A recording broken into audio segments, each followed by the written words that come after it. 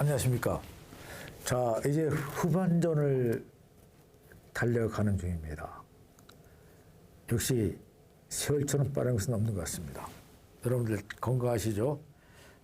또 한 번 강조하지만 건강보다 더 중요한 것은 없습니다. 건강 잘 챙기십시다. 오늘은 여러분들과 청소년과 사이버 복제에 관해서 이야기를 나누도록 하겠습니다. 사이버 복제는 세월이 가면 갈수록 점차 많은 문제점을 양상하고요. 또 대신에 인간에게 많은 편리점도 주고 되겠죠. 하여튼 오늘 관심을 가지고 여러분들을 함께 나가보도록 하겠습니다. 오늘 과목을 수행할 순서는 정보 기술 시대로부터 사이버 현상의 가제까지가 되겠습니다. 자, 미국의 그 탭스커는요, N세대의 무선 아이라는 그런 그 책을 갖다 썼었죠. N세대. 여기서요, 상호작용적 테크놀로지를 활용하는 N세대다. 이렇게 얘기했는데요. 이런 N세대는 일방적인 TV 시대와는 정말 다르죠. 자신의 의견을 적극적으로 개진하죠. 그리고 상대보다 상호작용에 의사하는 것을 외부를 선호하죠. 굉장히 활용도 잘하고요. 그래서 외부를 사용하면서요. 또 이들은 독립성, 지적 개방성, 그리고 포용성, 자기 주장력, 혁신, 지향적인 점 등을 특성으로 갖고 있습니다. 우리나라도 인터넷이 점차 일상생활 속에서 중요한 역할을 하게 되면서 그 비중은 앞으로 더욱 커지고요. 인터넷 이용률이나 정보통신 이용률 면에서 가장 높은 계층으로서는 누구예요? 바로 청소년 집단이 존재하고 있는 것은 명확하죠. 이러한 변형의 정보기술 시대에 소위 우리나라의 N세대가 사이버 공간이 갖는 의미에 대해서는 알아보는 것은 정말로 중요한 일입니다. 정보기술, 즉 IT 시대 또는 N세대 모습 정보 수혜자로 간주되나 외 정보로부터도 그들이 보호 대상자로 간주되어 있는 동시에 건전한 정보의 창출자이고 정보사회로 변화주도하는 중심 계층으로도 이해되는 두 가지가 분명하게 나타나는 그런 세대들입니다. 청소년은 단순한 정보 소비자가 아니라 새로운 정보를 창출하고 이를 이용하는 참여적 동반자로 상정할 필요가 있기 때문에 그런 것입니다.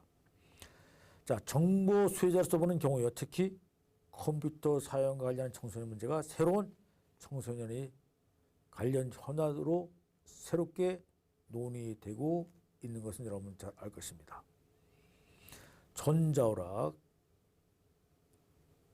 음란물 접촉, 또 컴퓨터 중독 문제 등 청소년 컴퓨터 관련 일탈행위 범죄가 크게 사회적으로 문제화되고 있기 때문인 것입니다. 정보 창출자로 보는 경우는요. 청소년은 사회공간과 새로운 청소년 참여의 장으로 활용하고 있습니다. 그리고 컴퓨터를 통한 사이버 페이스는 청소년들이 토론장이고 정보 교환의 장이며 또 새로운 청소년 문화로 자리 잡고 있습니다. 그러나 청소년을 갖다요, 정보 수혜자로서의 청소년 문제가 반드시 긍정적인 면으로만 가는 것은 아니죠. 이들이 반드시 부정적인 면도 있다는 걸 고려해서 우리는 이러한 사이버 문화에 관해서 좀 더 고찰하고 좀 더 고민해 볼 필요가 있는 것입니다. 자, 그러면 사이버 공간의 특성은 어떨까요? 자, 사이버 스페이스란 뭘까요? PC 통신이나 인터넷 그리고 여러 가지 학술 네트워크 등을 통해서 정보를 교환하고 상거래를 하고 또 대화도 나누고 사회기기는 공간 관련을 이용해서 우리는 사이버 스페이스라고 그러죠. 그래서 사이버라는 용어는요, 사이버네틱스라는 줄임말로서 인공두뇌는 가상이라는 뜻을 갖고 있습니다. 인공두뇌 또는 가상이라는 뜻으로 사용되고 있는데요. 사이버페이스는 1982년도에 작단편 크롬 태우기에서 컴퓨터에서 생된 가상 현실을 가리키기 위해 크롬 태우기에서 이야기된 것이죠. 1984년요. 그의 소설 뉴 로맨서로 본격적으로 주목을 받기 시작했는데요. 사이버페이스와 관련된 용어로서는요, 시뮬레이션과 가상현실, 사이버 보고 등이 있습니다. 여기가 있죠. 그래서 가상 공간이라고 하는 것은 새로운 정보통신기술, 네트워크망과 컴퓨터 발달로 탄생된 시 공간의 응축된 공간입니다. 그래서 성, 이데올로기, 청소년 등 기존의 계급적 관점에서 설명할 수 없는 다문화적인 복합지대죠. 그리고 컴퓨터 매개, 커뮤니케이션 기술을 이용하는 사람들에 의해서 언어와 인간관계, 자료와 부, 권력이 현재화되는 개인적인 공간이라고 이야기하고 있습니다. 이 공간에서는요, 새로운 인간관계를 맺는 가상 공동체가 만들어지죠. 이 가상 공동체 개념이요. 그래서 그 가상 공동체를 형성하기도 하는데요. 사이버페이스는 가상 현실과 네트워크에 의해서 형성되는 컴퓨터 매개 커뮤니케이션을 통하여 여러 가지 인간관계가 형성되는 그러한 공간이 되는 것입니다.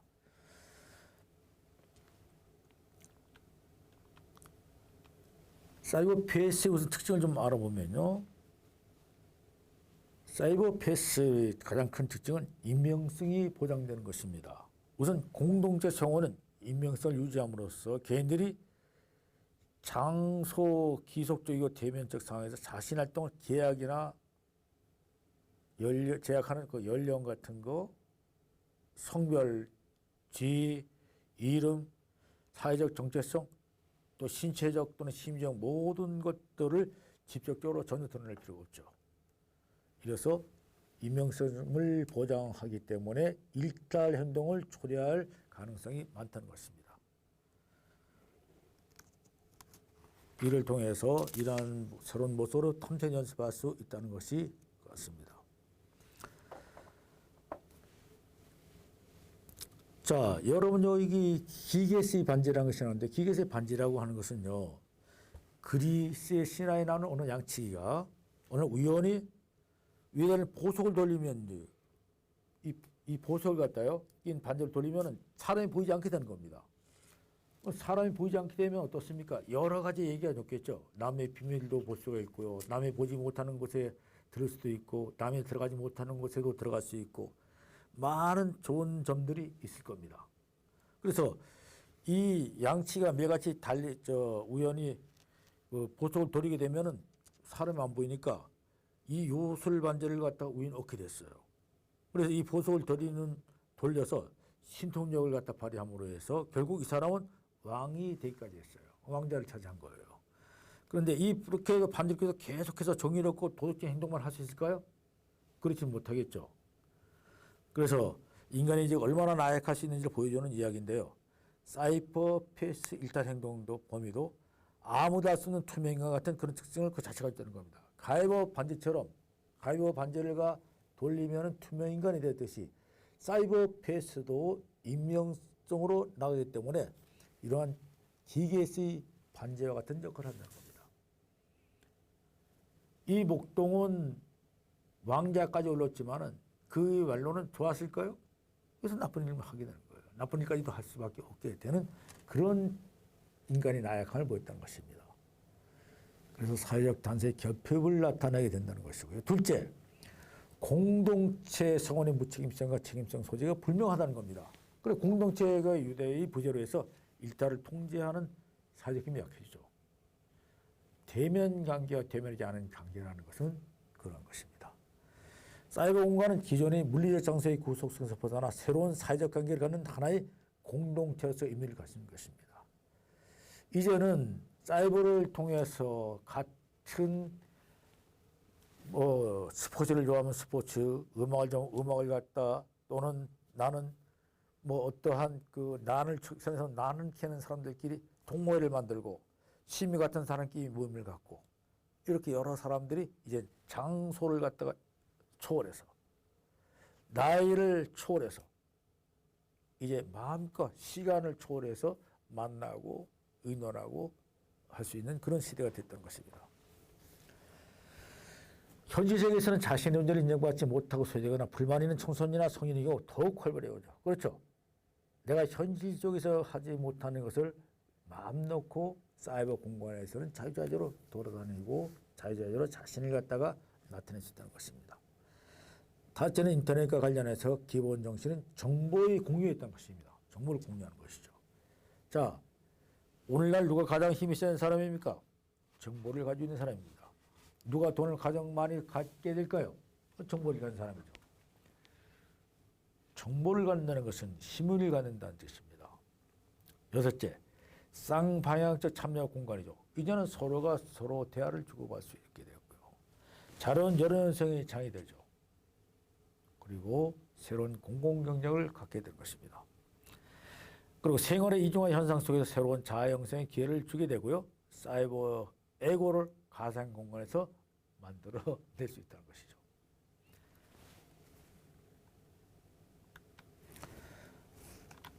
자, 그러면 사이버 공간에서 청소년 세대는 도대체 어떻게 하고 있는 것을 알아보도록 하겠습니다. 자, 여러분, 정보통신의 발달에 따라서 사이버 공간은 점차 확대되고 있죠. 그래서 그 특성에 청소년 세대가 컴퓨터를 제일 잘 다루고 또 가장 많이 이용하는 세대인 것입니다. 또 그 능력도 우리가 상상할 수 없도록 뛰어났습니다. 그러나 또한 우리가 간과해서는 안 될 것은 이들이 가장 사이버의 피해자가 될 수 있다는 것을 또 간과해서는 안 되는 것입니다. 저는 가끔가다 놀랄 때가 있어요. 우리 청소년들이 문자 쓰는 거 보면요. 이 두 손 올리는 것이 꼭 마술하는 것 같아요. 굉장한 능력을 갖고 있어요. 그러나 그러한 능력을 발휘하는 것은 여러 가지 다른 부정적인 방향으로 나간다는 겁니다. 순기능이 있지만은 여기에는 분명히 역기능도 존재한다는 것을 우리가 알아야 된다는 것입니다. 자, 청소년은 어떤 세대, 계층보다도 컴퓨터를 가장 잘 다루는 세대인 것입니다. 컴퓨터는 이 젊은이들을 따라가기 어렵죠. 그리고 컴퓨터에서 세대로서의 청소년은 정보 매체 영향을 가장 많이 받는 세대입니다. 이제 정보가 많은 것입니다. 하루에 벌써 수년 전 일입니다. 하루에 한 200만 건의 정보가 가상 공간에 들어온다, 사이버 공간에 들어온다고 했는데 지금은 훨씬 더 많은 것이 들어오겠죠. 이 세계는 많은 지식이 바다가 이루어져 있어요. 그런데 이 바다를 가장 잘 이용할 수 있는 것이 바로 컴퓨터 세대인 청소년들이라는 겁니다. 그러나 청소년 사이버 스페이스의 가장 쉬운 피해자가 될 수 있는 것입니다. 그리고 청소년은 명확한 것은 청소년은 새로운 사이버 문화의 주체인 것은 명확한 것입니다. 자, 인터넷하고요, PC 통신 등을 통해서 두루지게 나타내는 문화적 현상들은요, 전부 다 청소년들하고 관련이 있는 겁니다. 무엇을 만드는데도 다 청소년들이 이들을 장악하고 있는 것은 명확하지 않습니까? 자, 다음은 청소년의 컴퓨터 몰입과 정보 일탈에 관해서 한번 짚어보겠습니다. 청소년의 정보 일탈은요, 컴퓨터에 몰입되고 또 인터넷의 중독 문제, 또 사이버 범죄와 청소년의 일탈, 그리고 문화 행동으로서의 부적절한 행위, 이런 것으로 우리가 생각해 볼 수가 있습니다. 제일 먼저 컴퓨터 중독입니다. 뚜렷한 어떤 과학적 근거는 없다 하더라도 컴퓨터를 오래 시간 사용하거나 자주 사용하는 현상을 일컫는 것을 일반적이고 컴퓨터 몰입, 인터넷 탐닉 등의 용어가 더 적합하다 이렇게 얘기하고 있네요. 그리고 컴퓨터 중독의 경우에 장시간 몰입으로 일상생활에서 곤란을 경험하고 개인의 면역 체계가 약화되죠. 그리고 경제적인 지출이 나갈 수밖에 없게 되고요. 현실 세계에서는 대인관계가 소외되죠. 인터넷으로 가상 공간에서만 사람을 만나게 된다면, 그리고 가족 관계에서 문제를 경험할 수밖에 없다는 것입니다. 그래서 통신 중독에 관한 자가 진단이 필요하다는 것이고, 영이라는 분이 또 이런 프로그램을 만들었죠. 우리나라의 경우에는요, 컴퓨터 중독이 전체적으로 진행되지 않은 것으로 나타나고 있으나 중독 현상을 발생시킬 가능성이 많다고 합니다. 우리나라 IT 강국이잖아요. 따라서 중독 형상을 발생시킬 가능성이 많다, 이렇게 보고 있는 것입니다. 다음은 사이버 범죄입니다. 사이버 범죄는 기존의 범죄가 정보통신 매체를 수단으로 하여 발생되는 것이라면 청소년들이 자주 등장하여 사회 문제가 되고 있다는 것입니다.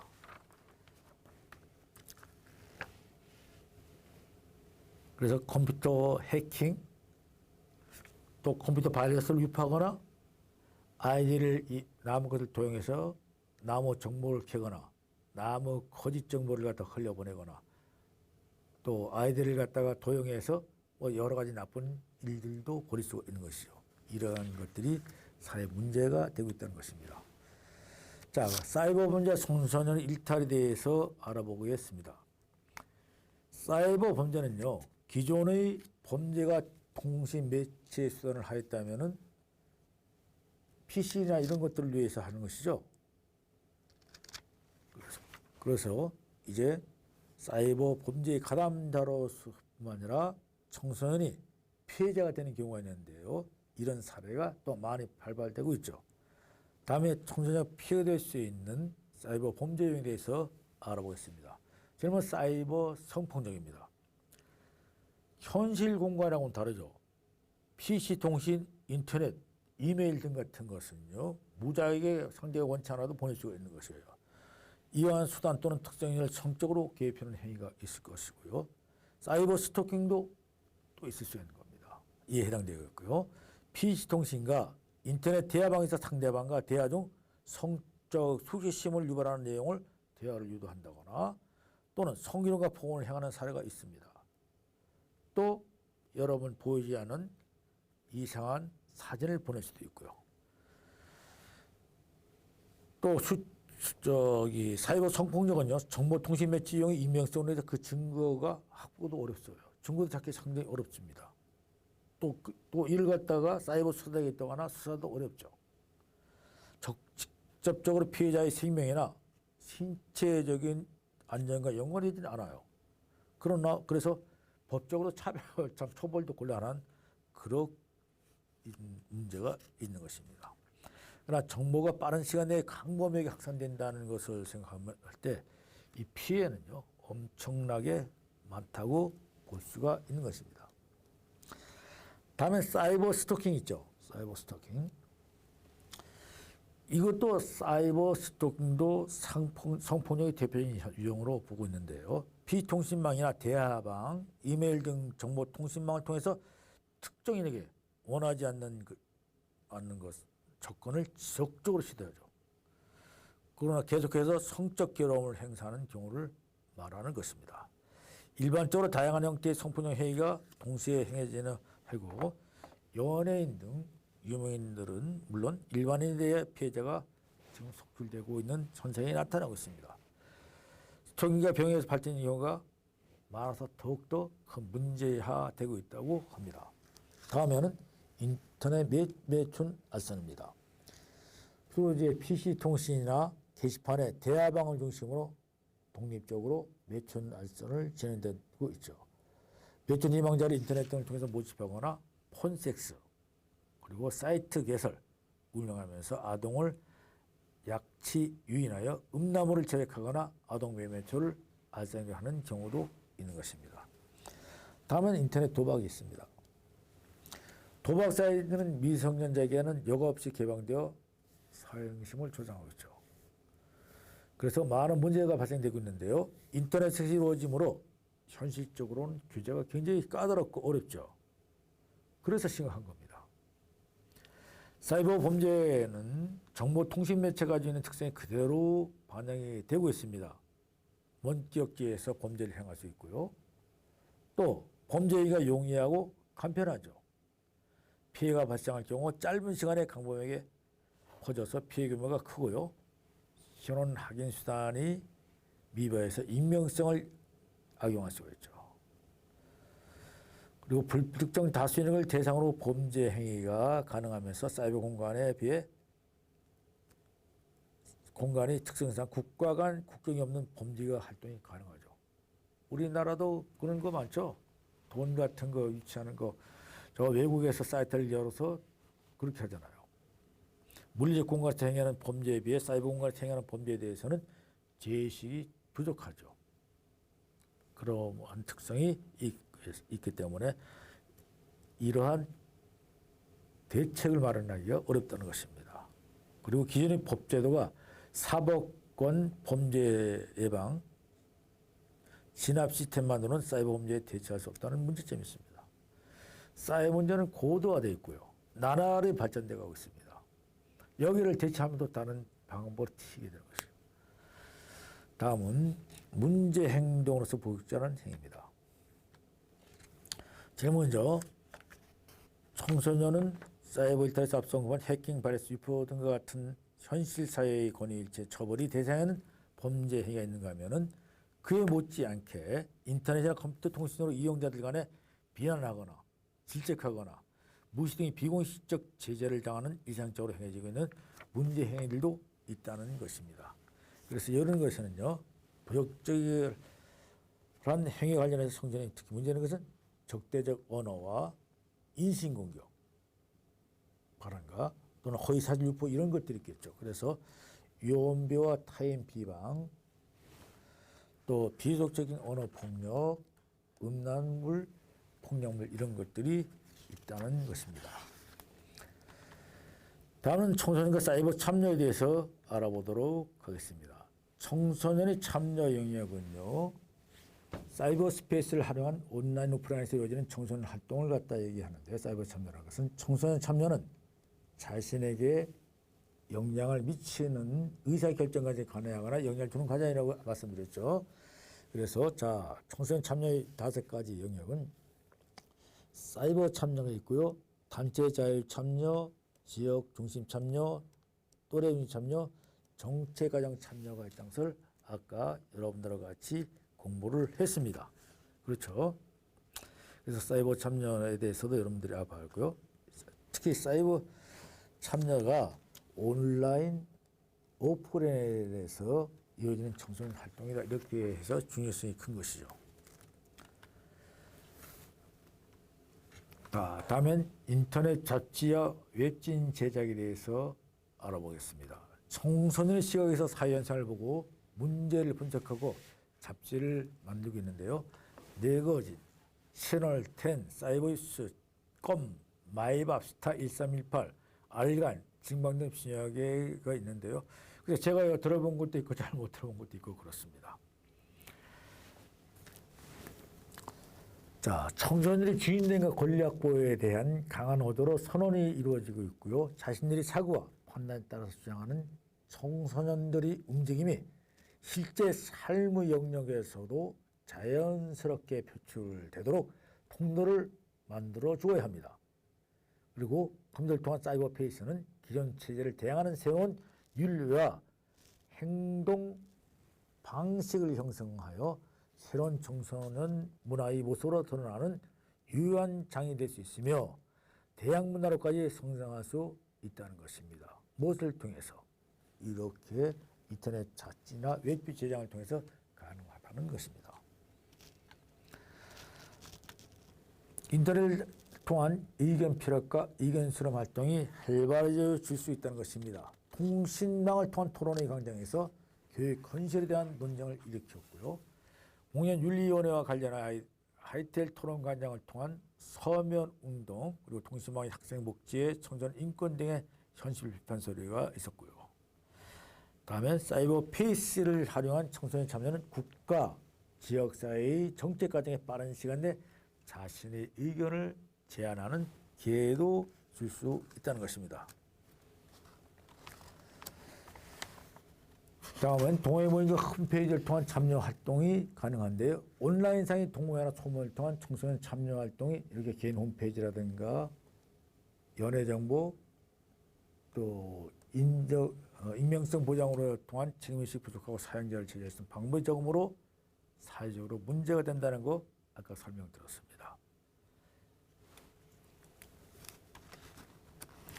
자, 다음은 이제 청소년 사이버의 과제입니다. 제일 먼저 청소년의 참여는 라는 관점에서 사이버문에 대한 이해가 필요하고요. 이를 위해서 성인중심주의를 극복해야 되는 것입니다.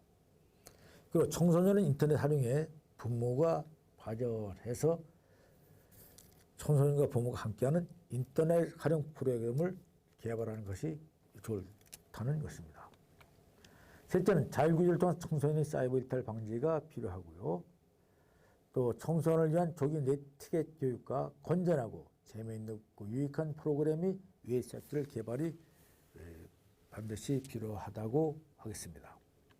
다째는 사이버 일탈에 대한 노력과 함께 청소년의 사이버 참여를 활성화하는 것을 주요 내용을 하는 법 제도적인 대책이 필요한 것입니다. 법 제도적이 필요하다 하는 것을 말씀드리면서 오늘 교육을 마치도록 하겠습니다. 여러분 대단히 수고 많았습니다. 수고하셨습니다.